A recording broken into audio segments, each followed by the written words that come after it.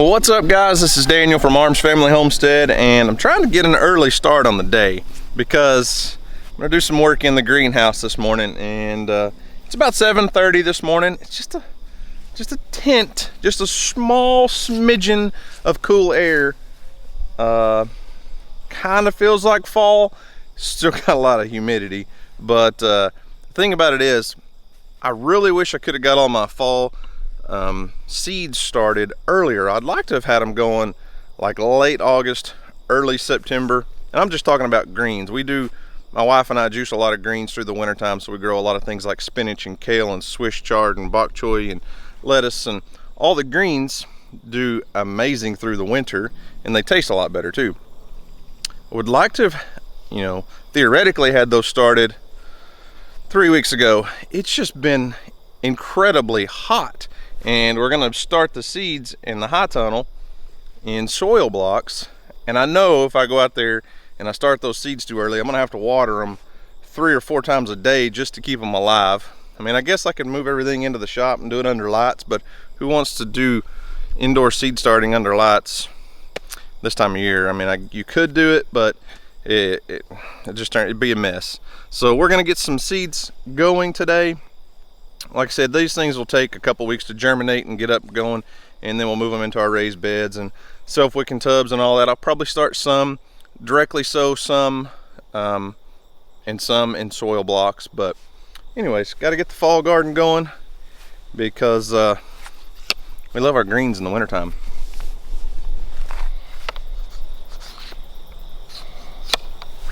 I've been out here, so I came out here, I don't know, a couple mornings ago and did a ton of cleanup. Basically pulled pretty much everything I had growing in here, except I've got 4 pepper plants, and those things need to be picked. We're way behind on peppers, but there's a couple tubs full of onions. Pretty much everything else is cleaned out, and the goats know when I come down here when I'm working. They know to come stand by this fence because they get all the scraps that doesn't end up in a compost pile. But look at this, Skip. Well, she spit it out. They'll eat everything plumb down to the stems. Not you though, Bear, huh? You're not much into eating leftover crops, are you?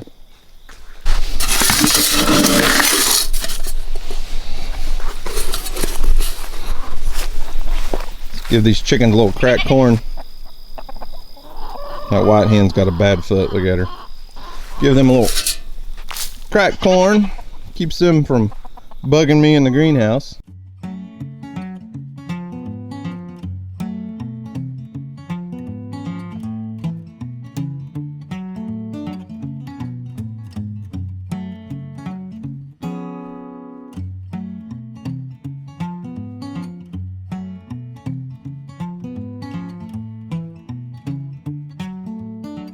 So when I'm starting seeds in soil blocks, I want a really good fine mixture, and this is actually a really good potting soil mix that came from Gardening with Leon, my buddy in Kingston, Oklahoma, and it works really good. But for starting seeds in soil blocks, I don't want that bark and larger pieces in there, so I'm just using a couple seed trays stacked together to kind of filter out the big stuff, because those soil blocks do a lot better with a good fine mix, and when I wet it down, it'll stick together, and those soil blocks will hold together really, really well.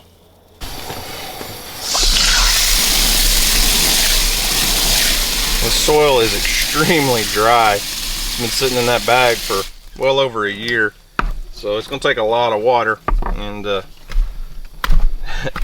it's crazy how potting soil, even bagged potting soil, when it's real dry, people don't realize how much water it takes to really absorb and hold that moisture in.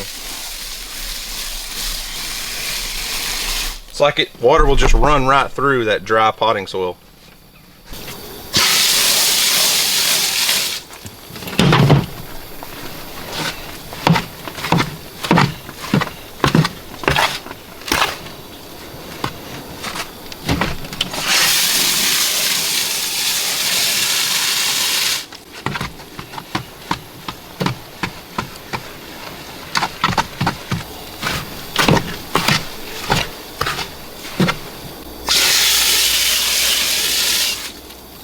So I'm not saying this is the only way that you need to start your seeds, but a soil block maker is by far my favorite. And I feel like I've harped on this for 3 or 4 years. And here's the thing, I constantly get all these requests for, how come you don't do videos the way you used to? How come you don't do so much in the greenhouse? How come we're not seeing those videos? Well, I feel like I've shown this exact process probably 6 or 7 times, but we're constantly getting an influx of new people, so we're gonna do it again. So a soil block maker creates, this one I think is a 1.5 by 1.5 square, and it's got these little plastic divots in the top, so once you push it down into this wet soil mix and pack it in there, it fills these voids, and you squeeze the handle and it shoots out 4 little soil blocks. Now you could also start your seeds in big seed plug trays like this. The problem I've had with these plug trays is they dry out incredibly fast, and I end up losing more crops than what survive.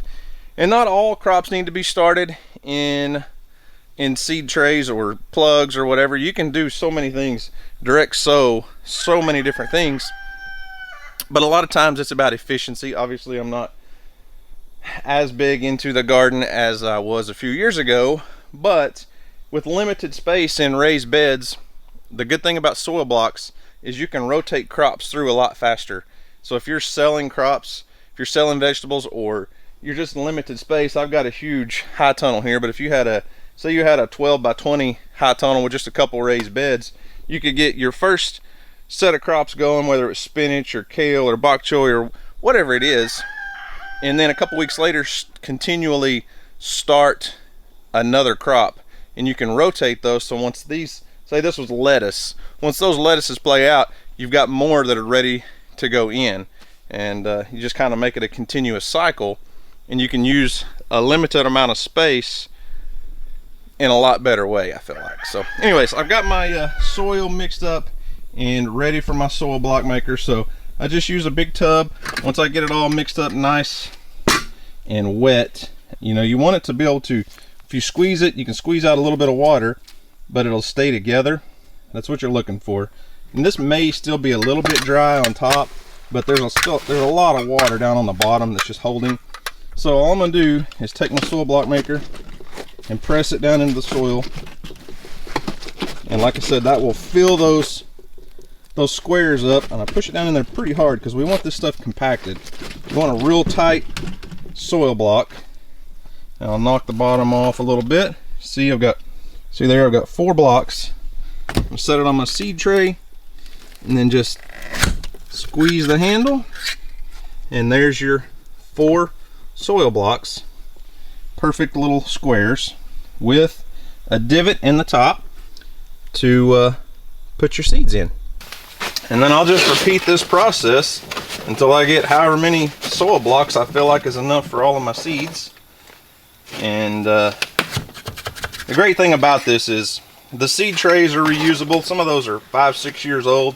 I've had this one soil block maker now for, I don't know, 4 or 5 years, and you can buy different sizes of soil block makers. This one's, like I said, an 1.5 by 1.5, or maybe 2 by 2, and it holds 4.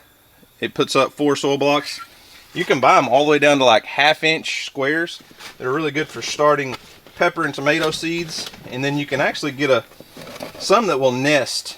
So you can get the little small soil blocks, and then you can nest those once they get started in a bigger soil block.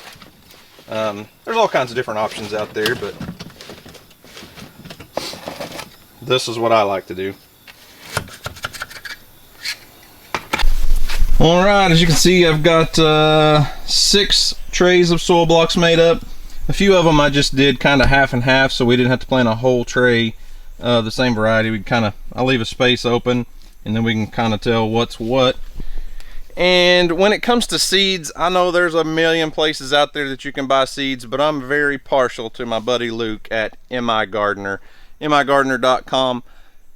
Luke's got the best seeds, and they're the cheapest. He's got a huge variety. But I will say this, I know it's fall, it's a strange time of year to be buying seeds, but the last 2 seasons, I guess, have been insane in the seed world, and Luke sells out so fast on so many varieties. So if I was you, I would probably start now, and into the winter, check in mygardener.com or wherever you buy your seeds, and stock up on your seeds early, because if you wait until March, April, May, you're not going to get what you want. And mygardener.com, like I said, great seeds, great price. I've even got a little code. You can use ARMS 10. I think I make 10% of any of my sales, and on a 99 cent or $2 pack of seeds is not much money, but it helps Luke out, and he's a great guy. So let's get to planting some seeds. We're going to start off with some dark red Detroit beets, and I'm going to put 2 or 3 seeds in every seed pod, and if 2 or 3 actually come up, it's just fine. They'll grow just fine. One thing about beets is they will crowd each other out, but they actually do pretty well when they're planted in clusters like this. And honestly, we probably use beets for their greens as much, if not more, than we actually do the beet. So beet greens are super healthy, and we juice a ton of them in the wintertime. And it's just almost like I'm not gonna call it a superfood, but they're very, very healthy for you. And so having them clustered together doesn't really hurt them at all.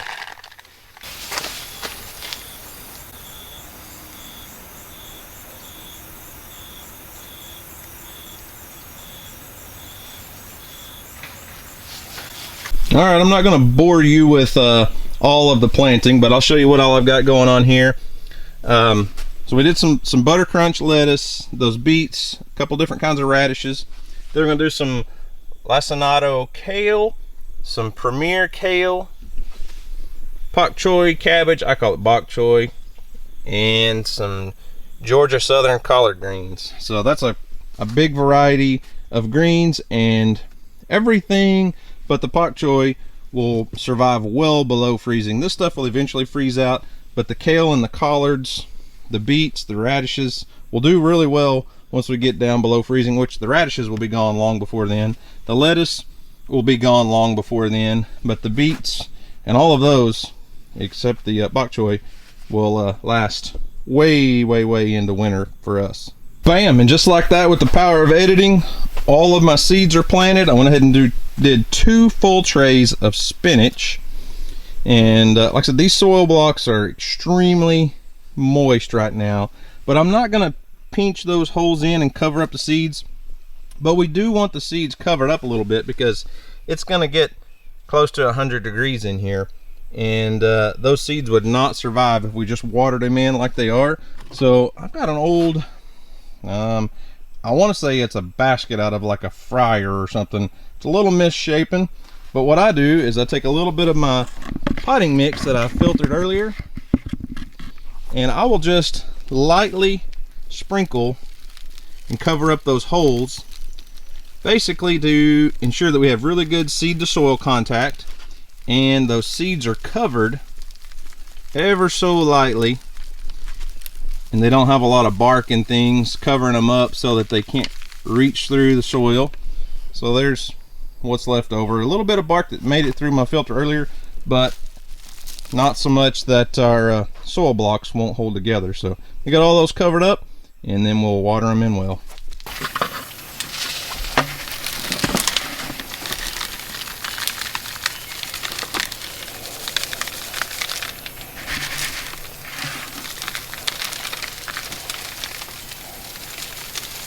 It's kind of like a flour sifter that Grandma would have used, you know, making cakes or something.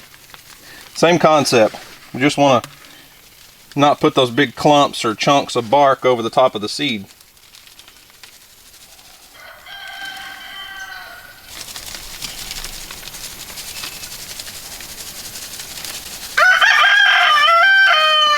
And there's what's left. Alright, now the last step is we're just going to water them in. These things are very wet already, so they don't need a lot of water this first time. But we want that soil on the surface to get nice and damp, and kind of bed those seeds in just a little bit. It's alright, I'm not talking in here. You just keep screaming out there, buddy.